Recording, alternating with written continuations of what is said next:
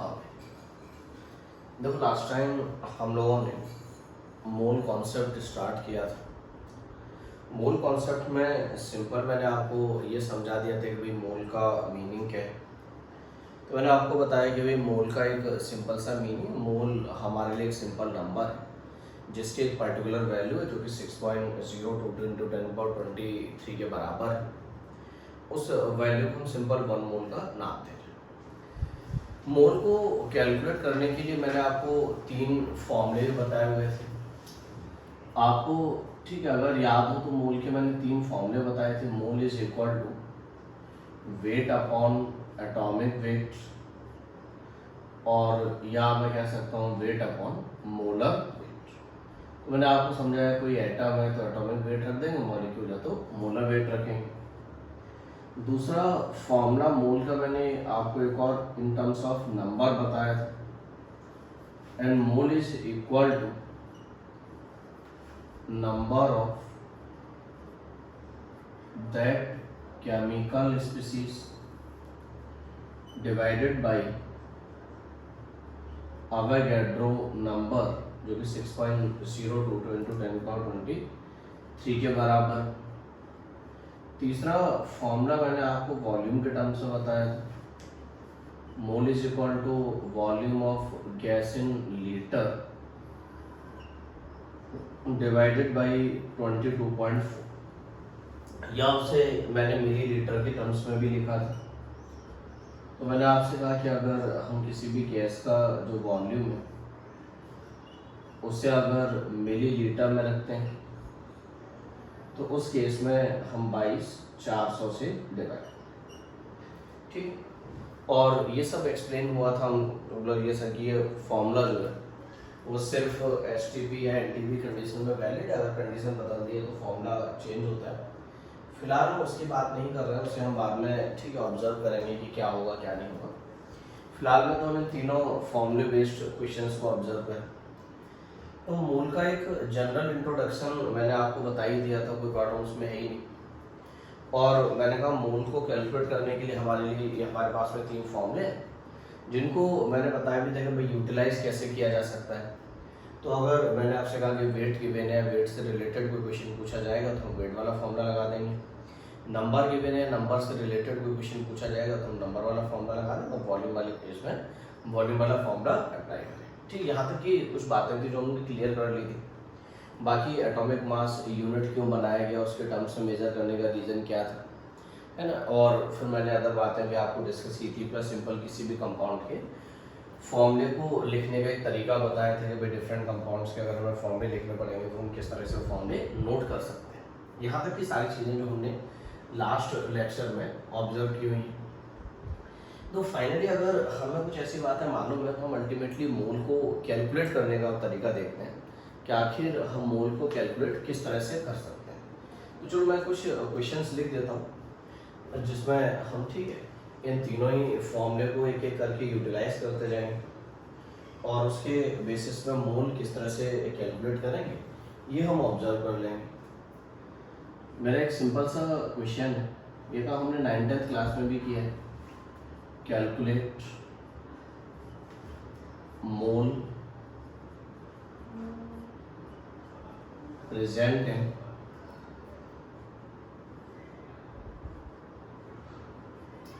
22 ग्राम CO2, 17 ग्राम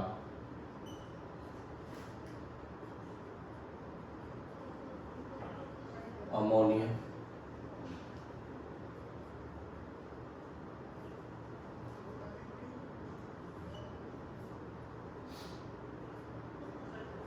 71 gram sodium sulphate, 10 ग्राम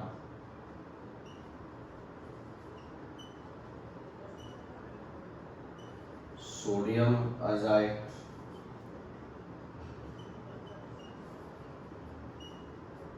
60 gram glucose. Formula हम सभी जानते हैं C6H12O6 171 ग्राम केन शुगर और sucrose,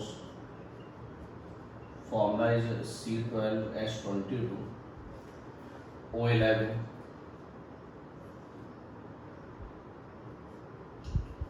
7 gram nitrogen 16 gram oxygen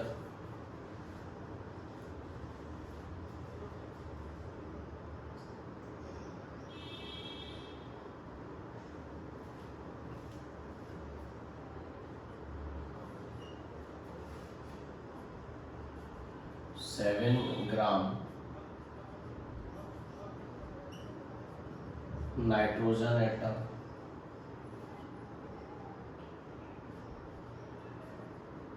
16 gram oxygen atom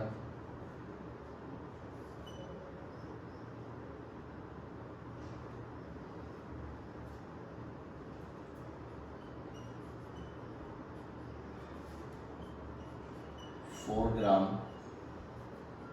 helium 180 gram water 180 gram ice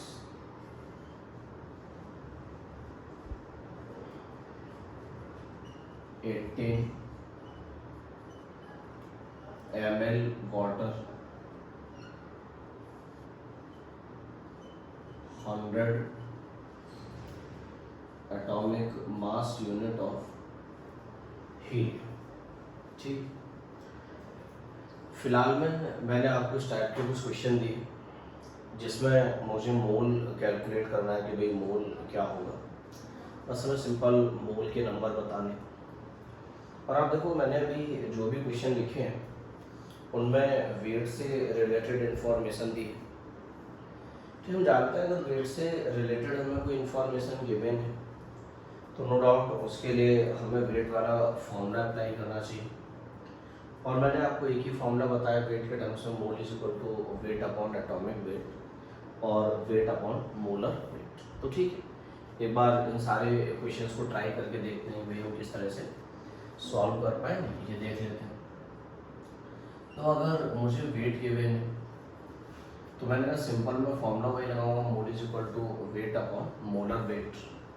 आप देखो कि हमारे पास में 22 ग्राम CO2 है तो उसका गिवन वेट कितना है 22 है upon its molar weight. CO2 का मोलर वेट सभी कैलकुलेट कर लेंगे, इतना हम सबको आता है, इतना तो हम पढ़े लिखे हैं कि भाई कार्बन का 12 है, एक ऑक्सीजन का 16 है और 2 ऑक्सीजन अगर हम देखें तो उसका मोलर वेट कितना है हमारे पास में 44 ग्राम है। तो ठीक है, मैंने कहा उसका मोलर वेट ये आ जाएगा तो हम कह सकते हैं कि उसका मोल इज 1/2 और सिंपल हम कह पाएंगे मोल कितना होगा 0.5 आ जाएगा। ओके, सेकंड वाले में भी आप देखोगे सेम तरीका है हमारे पास में, mole is equal to weight upon molar weight. तो आप देखें उसका गिवन वेट कितना है हमारे पास में 17 ग्राम अपॉन मोलर वेट। ठीक है, आप अमोनिया का मोलर वेट देख रहे हैं NH3 है वो भी 17 ही आ जाएगा, तो मैं कह सकता हूँ इस केस में उसका मोल कितना होगा 1 हो जाएगा।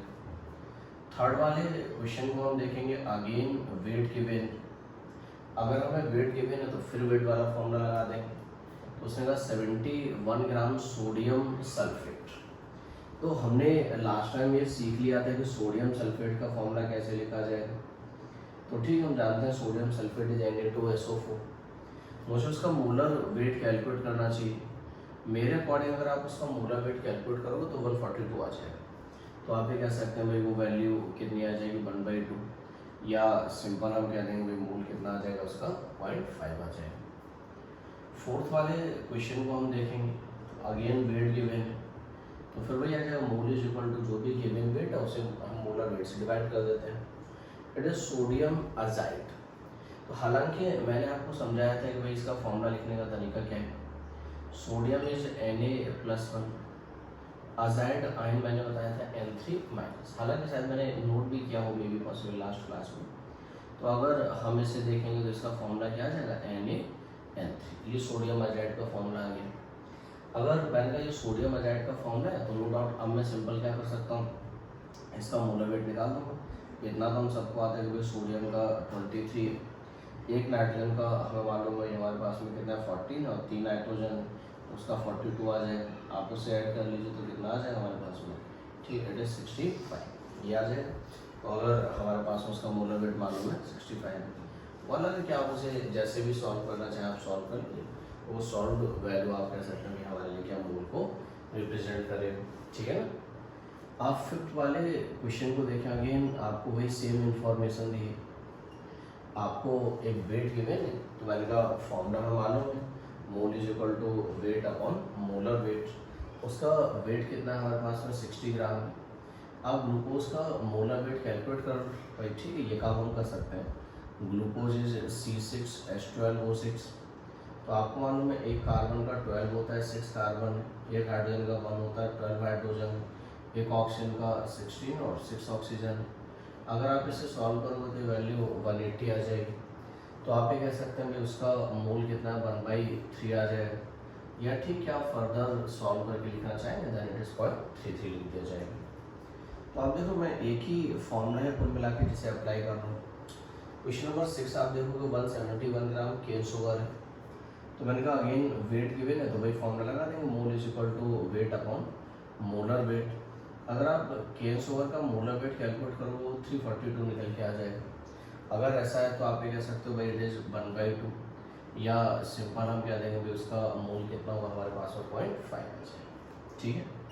तो आप मुझे कम से कम ठीक ये देख के बता सकते हो कि भाई क्वेश्चन नंबर 6 तक हमें कोई प्रॉब्लम नहीं है। और क्यों नहीं, क्योंकि भाई सिंपल हमें जो है वो वेट गिवन है, हम जो भी गिवन वेट है उसे मोलर वेट से डिवाइड कर रहे हैं, और मोलर वेट से हमने डिवाइड करके हमें आंसर पता चल गया कि भाई हमारे लिए आंसर क्या, कोई एतराज़ नहीं किसी को। हम अगर क्वेश्चन नंबर 7 देखेंगे तो उसने लिखा हुआ है कि 7 ग्राम नाइट्रोजन है ना, तो इतना तो तय है कि गिवन वेट 7 ग्राम है अपॉन वेट, मतलब atomic weight molar wait basically ये सब आते हैं।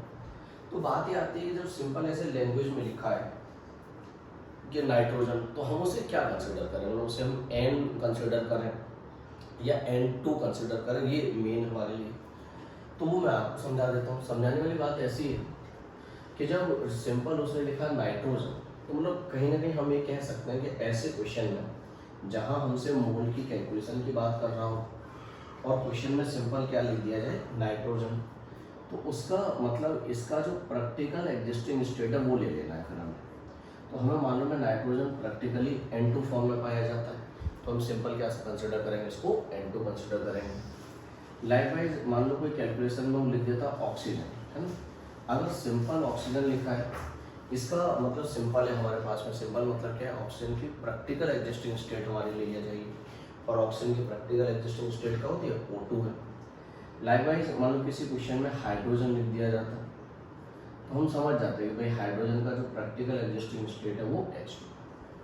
तो हम ये बात ध्यान रखेंगे कि अगर मान लो हमारे पास में इस तरह के टर्म्स यूज़ किए जाएँ तो हम उसे क्या कंसिडर करें, तो उससे सिंपल नाइट्रोजन लिखा तो हम उसे N2 लो, अगर N2 लूँगा तो बताओ मोलर वेट कितना आ जाएगा 28, बोला हम कह सकते हैं मोल इज 1/4, और हम क्या पाएंगे भाई कितना है हमारे पास में 0.25 हो जाएगा। मेरी बात समझ पाया? अगर समझ पाए तो देखो 8th वाले क्वेश्चन में शायद कोई प्रॉब्लम नहीं हो। और सर 16 ग्राम ऑक्सीजन, अगर सिंपल ऑक्सीजन लिखा है तो बोलो क्या कंसिडर किया जाएगा, O2, और अगर O2 लिया जाएगा तो उसका मोलर वेट कितना है हमारे पास में 32 है, मतलब हम कह सकते हैं उसका मोल कितना है 1/2 है, या मैं क्या पाऊँगा उसका मोल कितना है 0.5। तो ये बात समझ रहे हैं कि अगर सिंपल नाइट्रोजन लिखा हो या सिंपल ऑक्सीजन लिखा हो तो हम उसे क्या कंसिडर करें, है ना, वो हम समझ रहे हैं कि भाई हम उसे क्या कंसिडर करें और उसके हिसाब से हम किस तरह से मोल को कैलकुलेट करें। मतलब ये समझने में कोई प्रॉब्लम आपको नहीं होनी चाहिए, ठीक है। तो अगले 2 क्वेश्चन को अगर आप देखें तो उनमें बाकायदा ये बात स्पेसिफाइड है। अगर हम 9th वाले क्वेश्चन को ऑब्जर्व करें तो तो मोल के लिए तो मैं वही फॉर्मूला अप्लाई करूँगा, mole is equal to weight upon, ठीक है, एटॉमिक वेट और मोलर वेट। अगर गिवन वेट कितना है 7 ग्राम अपॉन, अब मुझे देखना चाहिए तो क्वेश्चन में स्पेसिफिकली लिखा हुआ है कि we have 7 gram nitrogen atom. तो जब खुद एटम लिखा है तो फिर हम उससे नकार नहीं सकते ना, तो हम उसे नहीं कह सकते कि भाई नहीं, मतलब simple nitrogen atom means N की बात हो रही है। तो हम जानते हैं भाई नाइट्रोजन एटम का एटॉमिक वेट कितना है, 14 के बराबर है। तो हम क्या पाएंगे भाई, उसका मोल कितना आ जाएगा हमारे पास, वेट इज 1/2 ओके, या 0.5, वो तो आप आराम से लिख ही लो। लाइकवाइज आप 10th वाले क्वेश्चन को देखो, उसमें अगर हम मोल कैलकुलेट करेंगे तो उसका गिवन वेट तो 16 अपॉन, जब उसने खुद क्वेश्चन में लिखा है इस बात को कि वी हैव ऑक्सीजन एटम, तो ठीक है, जब लिखा है तो फिर एटम फॉर्म में माना जाएगा, तो ओ लिया जाएगा। और हमें मालूम है ऑक्सीजन का एटॉमिक वेट 16 ही होता है, इसका मतलब उसका मोल कितना हो जाएगा, 1 हो जाएगा। 11th वाले में तो कोई प्रॉब्लम है ही नहीं भाई, उसने कहा कि वी हैव 4 ग्राम हीलियम, तो याद है wait upon atomic wait, helium तो हमें मालूम है सिंपल एच फॉर्म में पाया जाता है, तो इसीलिए वेट अपॉन एटॉमिक वेट आ गया, मतलब हम कह सकते हैं उसका मोल कितना आएगा, ठीक है, सिंपल 1 आ जाएगा। अगर हम 12 वाले क्वेश्चन को ऑब्जर्व करेंगे तो आ जाएगा mole is equal to weight, जो कि हमें 180 गिवन अपॉन मोलर वेट, ठीक है, हम सभी जानते हैं कि भाई H2O का मोलर वेट जो है 18 के बराबर है, तो हम क्या पाएंगे भाई, हमारे पास में उसके इसमें मोल कितना है, 10, ये हमें पता चलिए। हम अगर अगले क्वेश्चन को ऑब्जर्व करें तो उसने कहा वी हैव 180 ग्राम आइस, तो मुझे बस इतना बताया जाए कि अगर आइस गिवन है तो क्या हम कोई फॉर्मूला बदलें अपना, नहीं, बिल्कुल ज़रूरत नहीं है भाई। मैंने ये थोड़ी कहा था कि वेट अपॉन मोलर वेट जो किसी लिक्विड का फॉर्मूला है या किसी सॉलिड का फॉर्मूला है, किसी गैस का, तो सबका फॉर्मूला है, बस सिंपल क्या है कि भाई उसका वेट मालूम हो तो उसके मोलर वेट एटॉमिक वेट से डिवाइड कर दिया जाएगा। वो फिजिकल स्टेट क्या है इससे मतलब थोड़ा रखता है। तो मेरे पास में हम जानते हैं कि भाई हमारे लिए 180 ग्राम आइस गिवन है, और ठीक है भाई H2O, तो इससे फर्क मोलर वेट भी इस बात पर डिपेंड नहीं करता है कि फिजिकल स्टेट क्या, मोलर वेट तो फिक्स होता है। तो इसीलिए पानी लिक्विड फॉर्म में पाया जाए या सॉलिड फॉर्म में, पानी का मोलर वेट तो हमेशा क्या होगा, 18 ही रहेगा। तो हम कह सकते हैं भाई उस कंडीशन में मोल कितना है, 10, ठीक है। नेक्स्ट हमारे पास में अगला क्वेश्चन देखोगे, then we have 18 ml water. उस क्वेश्चन को देख के हमारे मन में एक बार के लिए तो ये आता है कि भाई वॉल्यूम गिवन है ना, ml गिवन है, वॉल्यूम गिवन है, तो क्यों ना वॉल्यूम वाला फॉर्मूला लगा दिया जाए। अगर वॉल्यूम गिवन है तो हिसाब से मैं फॉर्मूला लगाता तो ये तो लगाता mole is equal to volume of gas in millilitre upon 2200। मैंने आपको ये फॉर्मूला बताया था अगर आपको याद हो, लेकिन मुझे बताया जाए क्या मैंने जो काम किया वो सही किया है, नहीं ये गलत है। क्यों गलत है, ये फॉर्मूला मैंने आपसे कहा था कि किसी गैस का फॉर्मूला, इवन इसलिए मैंने लिखा था कि वॉल्यूम ऑफ गैस है ना, वरना तो मैं सिंपल लिख देता वॉल्यूम अपॉन 2200। नहीं, मैंने कहा ये फॉर्मूला सिर्फ गैस के लिए अप्लीकेबल है, और मतलब आप कह सकते हैं भाई ठीक है अगर गैस के लिए अप्लीकेबल है तो मुझे बताया जाए, जब सिंपल कहीं पे लिखा हुआ है कि वाटर, तो इसका मतलब क्या वो गैसियस फॉर्म में वाटर की नहीं, वो उसकी प्रैक्टिकल एग्जिस्टिंग फॉर्म होती है। और आप जानते हैं प्रैक्टिकल एग्जिस्टिंग फॉर्म क्या, वाटर की लिक्विड है, और लिक्विड है तो फिर उसके लिए फॉर्मूला वैलिड नहीं है, तो फॉर्मूला मैंने कहा वो तो नहीं लग सकता है, तो हमारे पास कोई और तरीका होना चाहिए जिससे हम सॉल्व कर सकते हैं, तो वो हम करेंगे।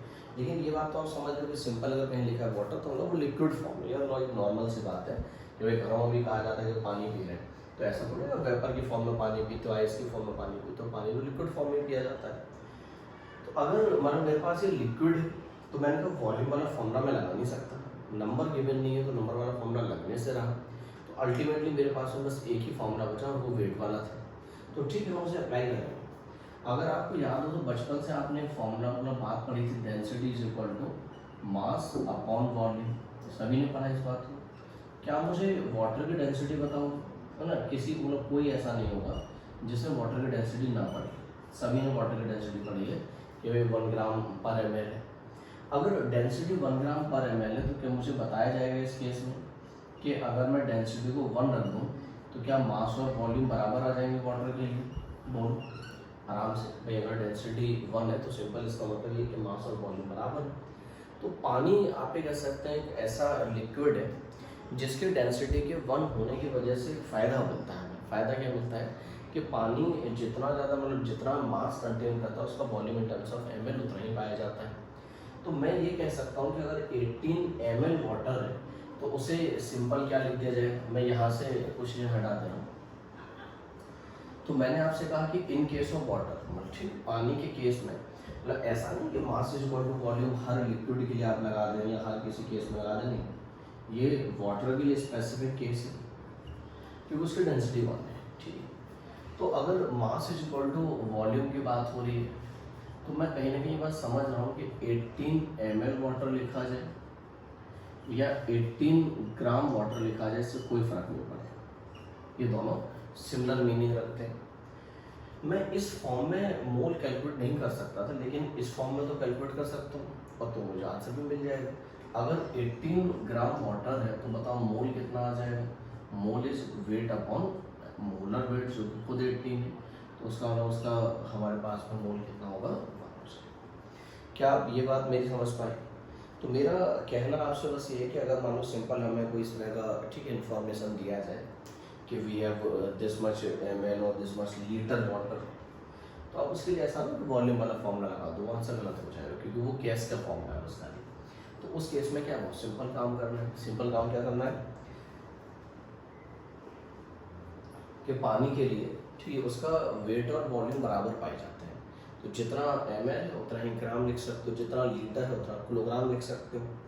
और मैंने कहा अगर मुझे वेट पता चल गया तो वेट वाला फॉर्मूला हमें आता ही फिर तो हम वेट वाला फॉर्मूला लगा देंगे और उसके बेसिस पर हम आंसर बता दिया करेंगे कि हाँ भाई हमारे पास में जो आंसर है वो ये है। ओके, ये बात आप मेरी समझ पा रहे हो कि हमारे पास में जो है मतलब किस तरह से हम ये काम कर सकते हैं। चलो जैसे 15 वाला क्वेश्चन हम सॉल्व करेंगे, उससे पहले एक क्वेश्चन और देख लेते हैं। जैसे मान लो मैं आपसे कहता कि वी हैव 180 ml वाटर, मैंने एक और क्वेश्चन लिख दिया और मुझे इसका मोल कैलकुलेट करना होता तो मुझे बताया जाए अगर इसका मोल कैलकुलेट करना है हमें तो क्या किया जाए। तो आप समझ रहे हैं कि मैं ml के टर्म्स में नहीं कर सकता हूँ, लेकिन मुझे ये बात मालूम है कि मैं 180 ml वाटर लिखूँ या 180 ग्राम वाटर, कोई फर्क नहीं पड़ेगा, दोनों सेम है हमारे लिए। और 180 ग्राम के लिए मैं कैलकुलेट कर पाऊँगा भाई, ठीक है ना, उसके लिए तो हमने कैलकुलेट किया ही है। तो 180 ग्राम के लिए हम लिखेंगे देन इट इज 180/18, और उसका मोल कितना होगा 10। मेरी बात समझ पा रहे हो आप? क्यों ऐसे ही मैं आपसे कहता कि वी हैव 1 लीटर वाटर, मुझे इसके मोल कैलकुलेट करने, तो मैं जानता हूँ 1 लीटर वाटर को मैं लिख सकता हूँ सिंपल 1 किलोग्राम वाटर, ठीक।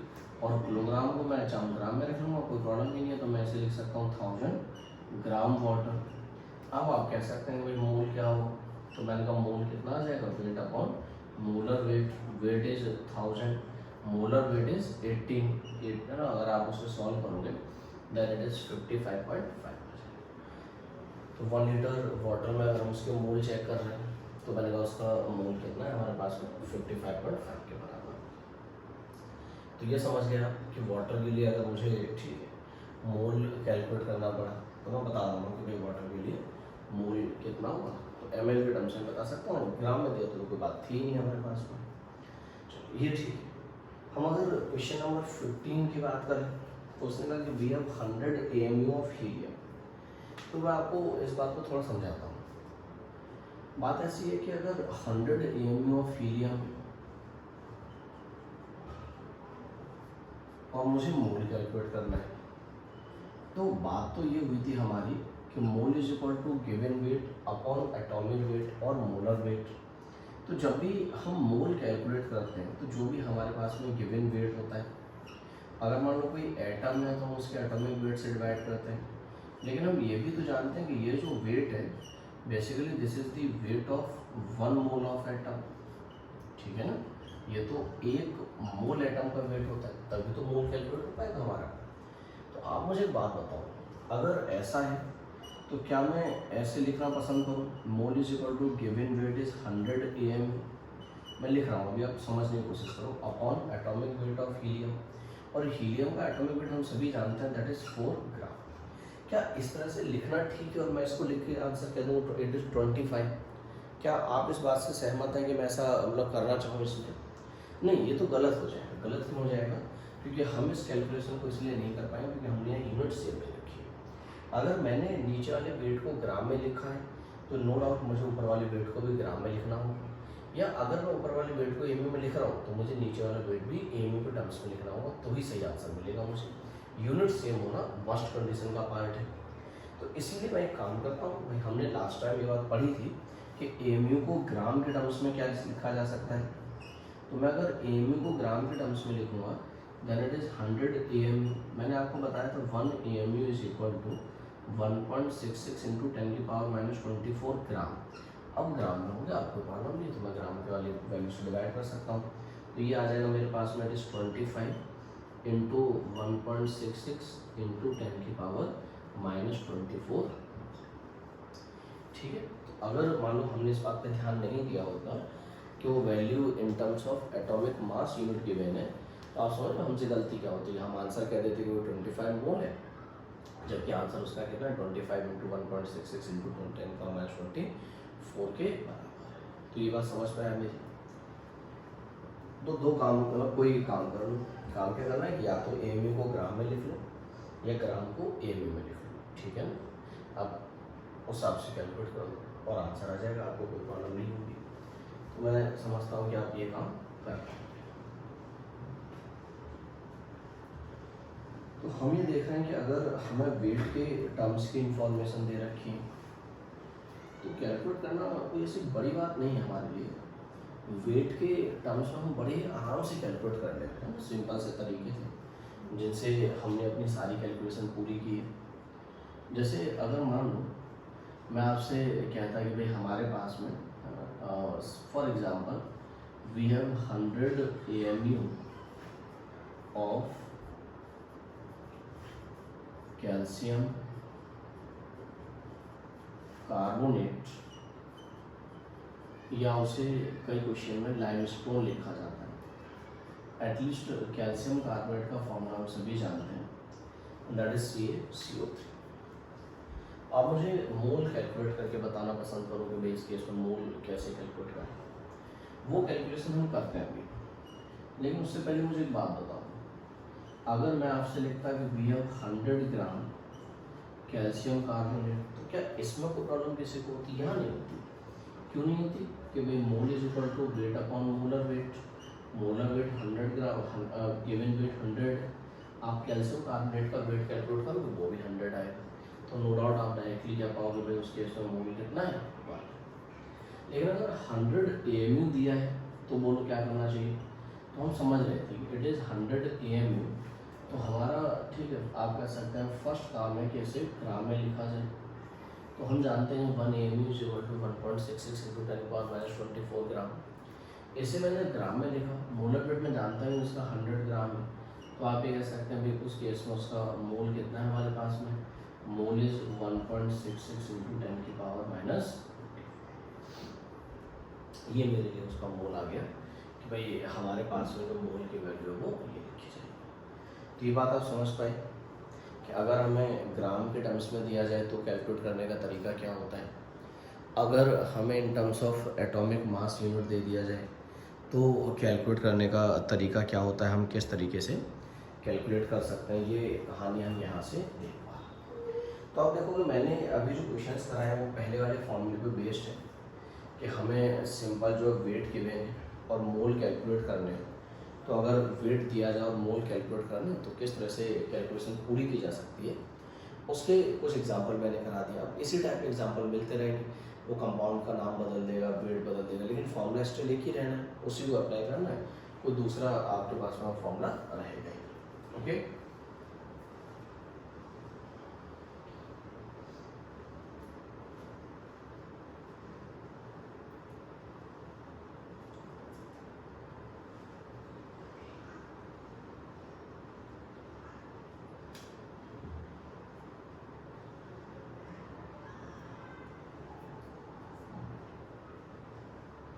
ये सभी ने नोट कर लिया। तो हमने पहले फॉर्मूले पे बेस्ड क्वेश्चंस को ऑब्जर्व किया। हमने दूसरा एक और फॉर्मूला पढ़ा था जो नंबर के टर्म्स में था। मैं कुछ क्वेश्चन उस पर बेस्ड भी दे देता हूँ। क्वेश्चन मेरा सिंपल है, कैलकुलेट मोल। मुझे मोल कैलकुलेट करने हैं।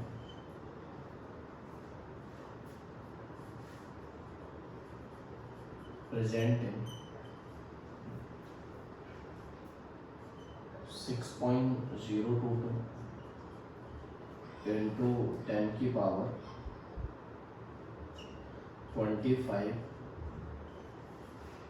Number of electrons. ठीक है, अगर इतने इलेक्ट्रॉन लिए जाए तो उस केस में मोल कितने होंगे इलेक्ट्रॉन के?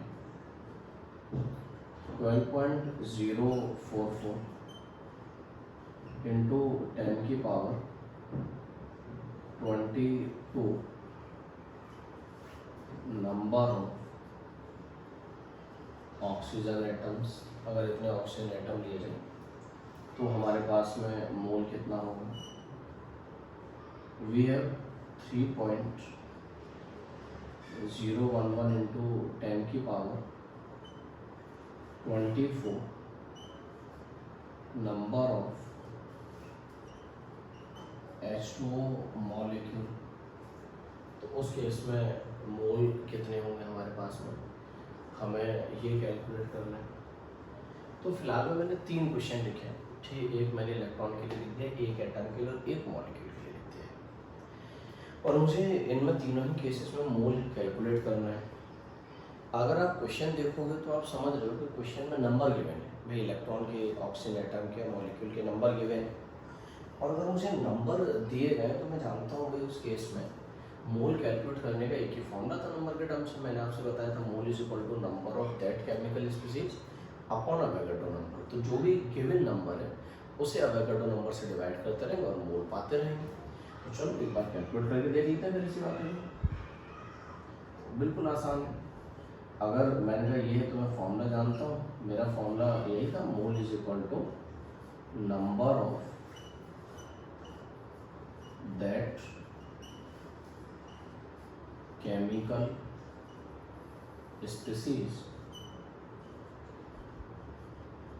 डिवाइडेड बाई अवोगाड्रो नंबर, जो कि 6.022 इंटू 10⁻23 को रिप्रेजेंट करता है। अगर ऐसा है तो हम वैल्यू रख देते हैं। मैंने कहा ये क्या आ जाएगा, फर्स्ट वाले केस में देखो नंबर कितना है 6.022 इंटू 10 की power 25 upon Avogadro number. Avogadro number is 6.022 into 10 की पावर 20, ये लिखा जाएगा। अगर ठीक है ऐसा है तो आप देखो ये तो कैंसिल हो जाएगा, इससे आप कैंसिल कर दो तो सिंपल हमारे पास उसका मोल कितना होगा 100 आ जाएगा। मैं अगर दूसरे वाले एग्जाम्पल को देखूँ तो दूसरे वाले में भी नंबर गिवन है तो मैं नंबर वाला फॉर्मूला लगा दूँगा। Then mole is equal to number of oxygen atoms, जो कि 12.044 इंटू 10 की power 22 given, divided by Avogadro number जो कि 6.022 इंटू 10 की पावर 23 दिया हुआ है। मैं अगर इसे सॉल्व करूँगा तो ये तो 2 टाइम्स चला जाएगा, इधर हम देखेंगे तो भाई ये 10 रह जाएगा, देन इट इज़ 2/10, या फिर मैं कह सकता हूँ भाई हमारे लिए उसका मोल कितना होगा 0.2 आ जाएगा। अगर हम तीसरे वाले क्वेश्चन को ऑब्जर्व करेंगे तो उसमें भी यही कहानी है भाई। फिर अगेन मुझे नंबर गिवन है किसी स्पीसीज के, तो मैंने आपसे कहा कि भाई नंबर गिवन है तो एक ही फॉर्मूला है, नंबर अपॉन अवोगाड्रो नंबर। तो जो भी मुझे नंबर गिवन है मैं उस नंबर को अवोगाड्रो नंबर से डिवाइड कर दूँ तो मुझे मोल मिल जाएगा। मैं अगर इसे सॉल्व करूँगा तो ये तो 10 रह जाएगा, ये 2 टाइम्स चला जाएगा, 10/2 आ जाएगा भाई, या फिर मैं कह सकता हूँ भाई हमारे लिए मोल कितना होगा 5। तो आप देख रहे हैं कि अगर नंबर दे दिया जाए तो कैलकुलेशन निहायत ही आसान हो गई, कैलकुलेशन कुछ ज़्यादा ही आसान हो गई कि भाई सिंपल हमें क्या करना है, नंबर को अवोगाड्रो नंबर से डिवाइड कर देना है। और मैंने कहा वही क्या हमारे लिए मोल को रिप्रेजेंट करेगा, वो वैल्यू हमें मोल के बारे में चाहिए। तो ये काम कर लोगे। तो हमने 2 फॉर्मूले का यूटिलाइजेशन सीख लिया कि भाई अगर वेट गिवन है तो फॉर्मूला कैसे लगाने हैं, अगर हमें नंबर गिवन है तो उस केस में फॉर्मूले कैसे लगाने हैं। ये दोनों बातें जो हम यहाँ पे सीख पा रहे हैं। ठीक, ये हटा दूँ।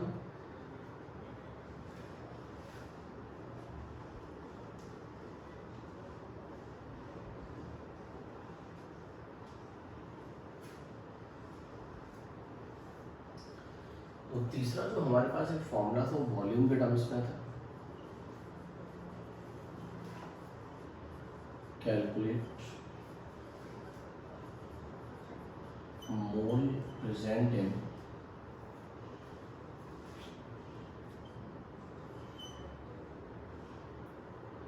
5.6 liter hydrogen gas at STP, 1.12 liter nitrogen gas at STP,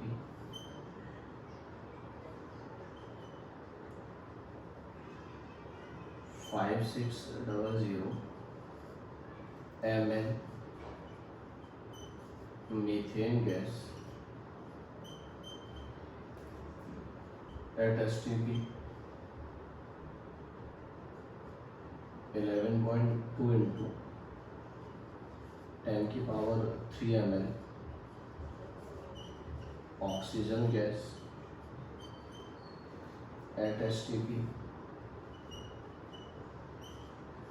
33.6 liter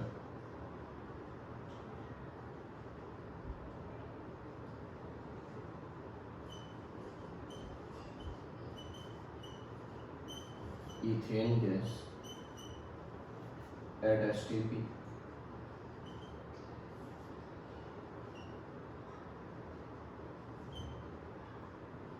5.6 liter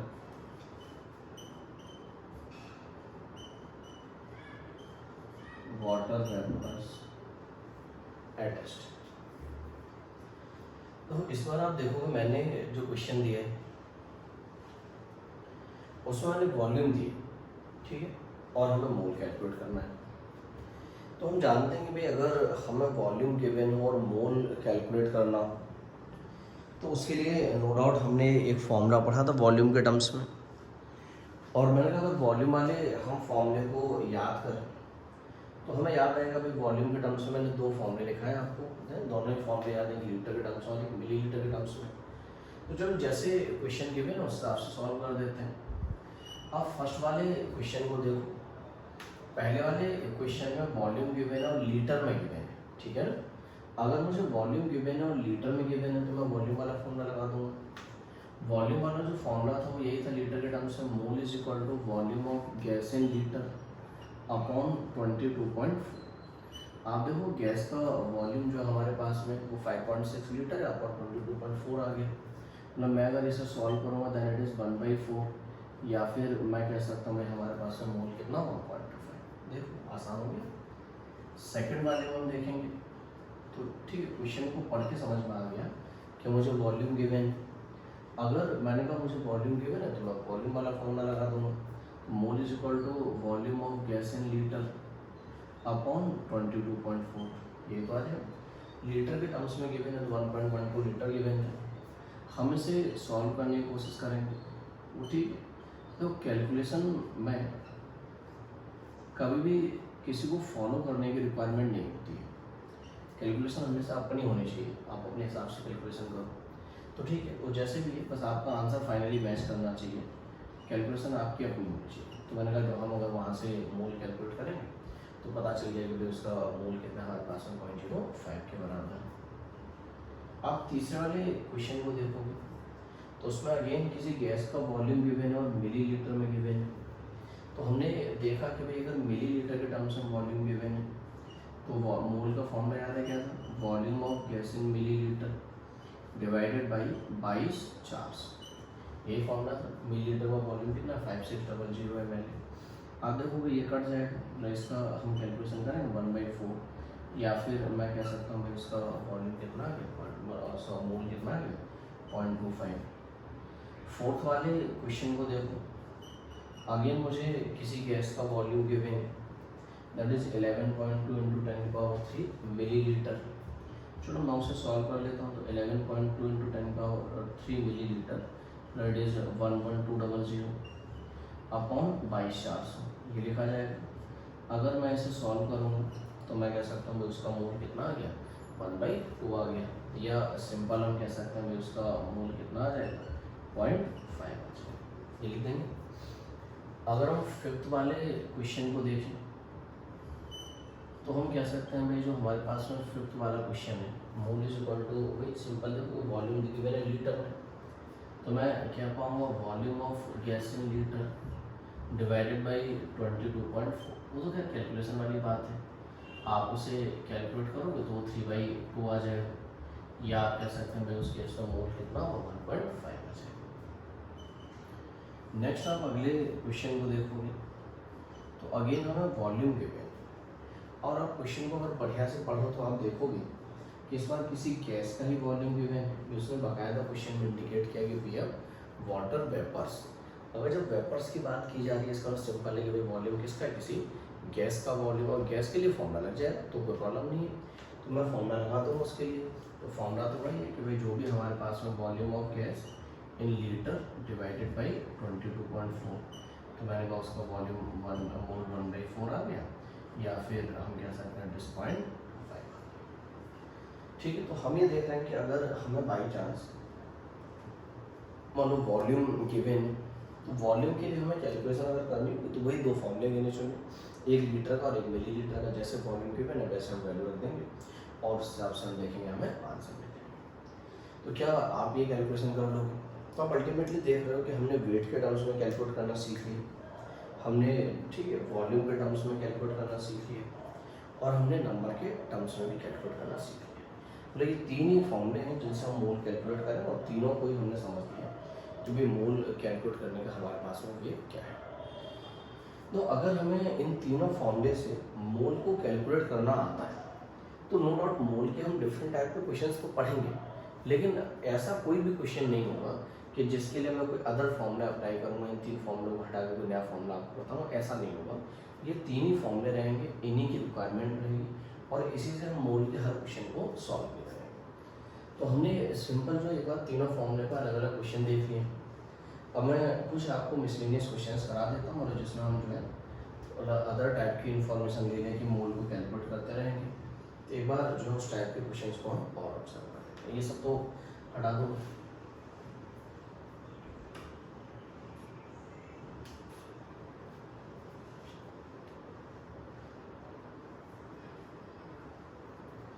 तो मेरा जो अगला क्वेश्चन है बहुत सिंपल सा है।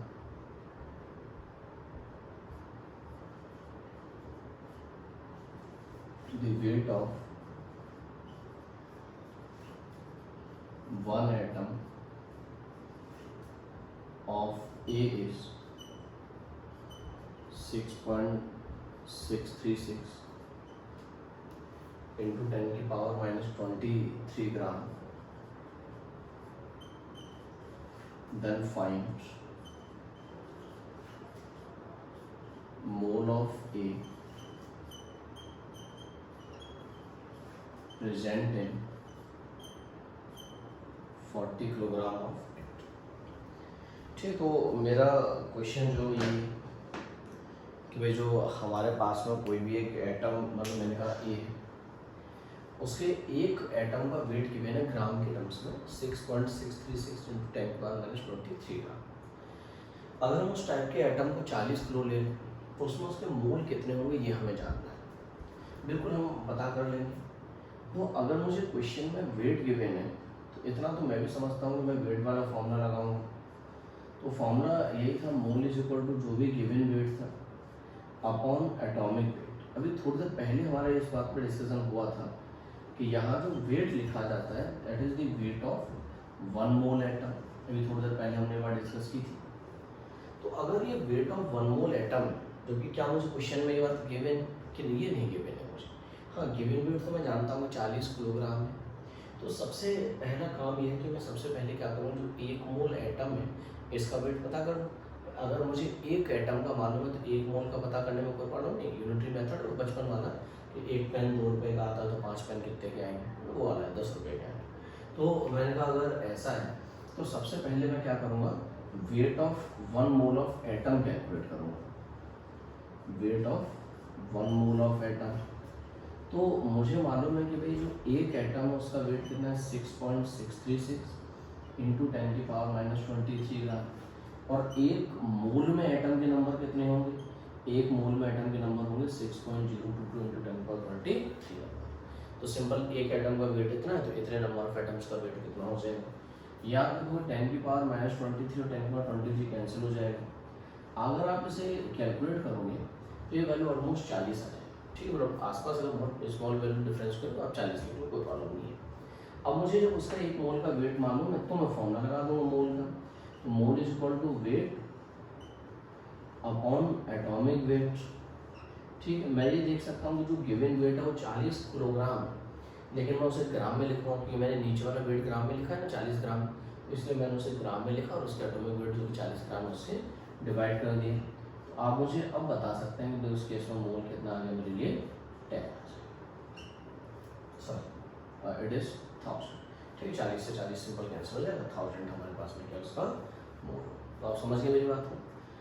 तो ऐसा हो जाए कि मान लो मुझे एक एटम का वेट दे दिया जाए और कहा जाए कि भाई उसका ठीक है 1 मोल एटम को बताओ वेट, तो कोई प्रॉब्लम ही नहीं, हम बता देंगे भाई 1 मोल एटम का वेट बताना है, तो अवोगाड्रो नंबर से हम मल्टीप्लाई कर देंगे। लेकिन मुझे अगर मान लो ऐसी इन्फॉर्मेशन दी जाए कि भाई ठीक उसका ही वेट देख के मोल कैलकुलेट करा लिया जाए तो वो भी हम कर देंगे। ये भी हमारे लिए ऐसा नहीं बहुत बड़ी बात है कि हम ये काम नहीं कर पाएंगे, ये काम किया जा सकता है आराम से। आप में से शायद किसी को भी मेरी इस बात से कोई प्रॉब्लम नहीं होनी चाहिए। ठीक है, आप देख मतलब कोई अगर प्रॉब्लम है तो अगला जो मेरा एक और क्वेश्चन है आपसे, क्वेश्चन बहुत सिंपल है। क्वेश्चन है कि फाइंड वॉल्यूम ऑक्युपाइड बाय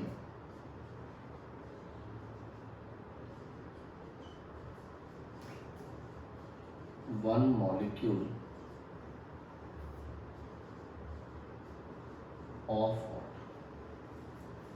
वैसे ठीक हम सभी को इस बात के बारे में पहले से मालूम है, बट स्टिल मैं लिख देता हूँ डेंसिटी ऑफ वाटर इज 1 ग्राम पर। उससे अगर हम वाटर के एक मॉलिक्यूल को लें तो एक मॉलिक्यूल कितना वॉल्यूम ऑक्युपाई करेगा मुझे ये कैलकुलेट करके बता दें। मैं बिल्कुल बताऊंगा, लेकिन आप लोग उससे पहले अगर मैं एक बात आपको याद दिलाऊं, तो अभी थोड़ी देर पहले हम लोगों की इस बात में डिस्कशन हुआ है कि इन केस ऑफ वाटर जो भी वेट और वॉल्यूम है वो बराबर होते हैं। तो जो वाटर के एक मॉलिक्यूल का वेट होगा वही बेसिकली क्या होगा, वाटर के एक मॉलिक्यूल का वॉल्यूम भी होगा। क्या आप मुझे वाटर के एक मॉलिक्यूल का वेट बता पाओगे? बिल्कुल, हमने लास्ट क्लास में डिस्कस किया था इस बात को। तो अगर मैं वेट ऑफ 1 मॉलिक्यूल चेक करूं, मैंने कहा अगर मैं वेट ऑफ 1 मॉलिक्यूल चेक करूं तो हमने लास्ट टाइम इसको डिस्कस किया था कि भाई 18 ग्राम जो है that is the wait of 1 mole water. अगर मुझे एक वाटर मॉलिक्यूल का निकालना है तो अवोगाड्रो नंबर से डिवाइड किया जाए। ये काम हमने लास्ट टाइम किया है। तो मुझे अगर एक मॉलिक्यूल का वेट निकालना है तो जो 18 ग्राम था जो उसका मोलर वेट था उसे मैंने अवोगाड्रो नंबर से डिवाइड कर दिया। अच्छा, मैंने इस बार 6.022 नहीं लिखा है, मैंने सिंपल 6 लिख दिया मतलब कैलकुलेशन को आसान बनाने के लिए। अगर ऐसा है तो देखो ये तो 3 टाइम चला जाएगा, तो मैं ये कह सकता हूँ कि भाई इट इज़ 3 × 10⁻⁻23 ग्राम। लिए मेरे पास में एक मॉलिक्यूल का वेट आ गया कि भाई इतना है, तो क्या मैं वॉल्यूम बता दूंगा? मैंने आपसे यही तो कहा कि वेट और वॉल्यूम बराबर होंगे, तो जितना वेट होगा उतना ही वॉल्यूम होगा। तो मैं कह सकता हूँ वाटर के एक मॉलिक्यूल का वॉल्यूम कितना होगा, 3 × 10⁻⁻23 ml। ये बात समझ पा रहे हैं? तो ठीक है, मतलब हम ये आराम से कैलकुलेट कर लें, कोई प्रॉब्लम नहीं।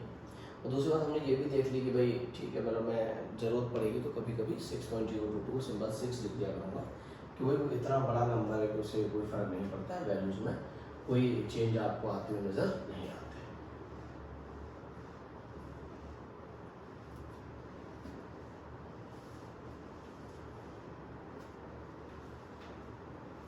ओके, एक और क्वेश्चन हम सॉल्व करते हैं। Find mole of electron present in 1 kilogram of it. ठीक, मैंने कहा हमने इलेक्ट्रॉन का 1 किलोग्राम ले रखा है। 1 किलोग्राम इलेक्ट्रॉन में इलेक्ट्रॉन के मोल कितने होंगे हमें ये कैलकुलेट करना है। तो जैसे इलेक्ट्रॉन है तो मैं उसका एटॉमिक वेट तो नहीं जानता हूँ, लेकिन मैं कुछ इन्फॉर्मेशन है जो जानता हूँ। इन्फॉर्मेशन मेरे पास में ये है कि भाई मुझे जो एक इलेक्ट्रॉन का वेट मालूम है, भाई इतना तो सभी को मालूम है कि weight of one electron is 9.1 into 10 की पावर -31 किलोग्राम, या बाकी आप जानते हैं कि इट इज़ 9.1 इंटू 10 की पावर -28 ग्राम, तो उसमें कोई प्रॉब्लम नहीं है।